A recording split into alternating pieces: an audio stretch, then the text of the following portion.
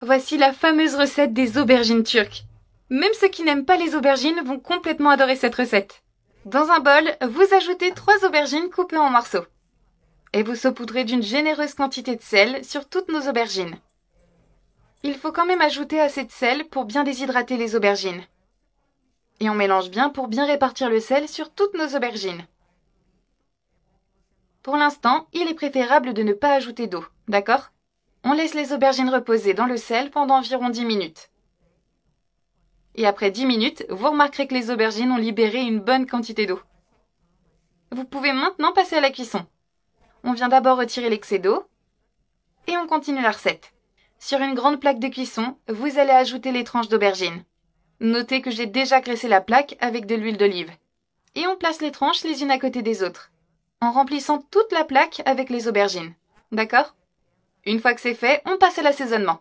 J'ajoute un peu de poivre noir. Et comme nous avons déjà mis du sel, ce n'est pas nécessaire d'en ajouter maintenant. Et ensuite, on fait cuire au four à 200 degrés pendant 20 minutes. Si c'est nécessaire, réduisez le temps de cuisson pour éviter de brûler les aubergines. Pendant ce temps, on vient chauffer une poêle avec de l'huile d'olive et on ajoute 3 oignons rouges coupés en morceaux. Et faites bien revenir les oignons. Une fois qu'on les a bien fait revenir, on va ajouter les autres ingrédients. C'est-à-dire un demi-poivron rouge. On vient ajouter également quelques tomates cerises. Et pour la quantité, c'est vous qui décidez. Ensuite, on fait bien revenir le tout ensemble sur feu moyen. Une fois qu'on a bien fait revenir tous nos ingrédients, on va ajouter encore un peu d'assaisonnement. Alors, on commence avec une cuillère de sel, du poivre noir, une cuillère de paprika. On remue, on mélange bien le tout. Une fois qu'on a bien mélangé, on vient éteindre le feu et on met de côté. On passe ensuite à la sauce. Alors, vous prenez un bol et vous y ajoutez 3 gousses d'ail haché, un peu de persil, une généreuse quantité d'huile d'olive, voilà, du poivre noir, du sel et on remue le tout. Si vous n'aimez pas les saveurs fortes, vous pouvez simplement enlever la quantité d'ail. Une fois qu'on a bien mélangé, on passe à la suite. Vous prenez un plat qui va aller au four et on vient le graisser avec de l'huile d'olive. On ajoute ensuite les aubergines qu'on a sorties du four.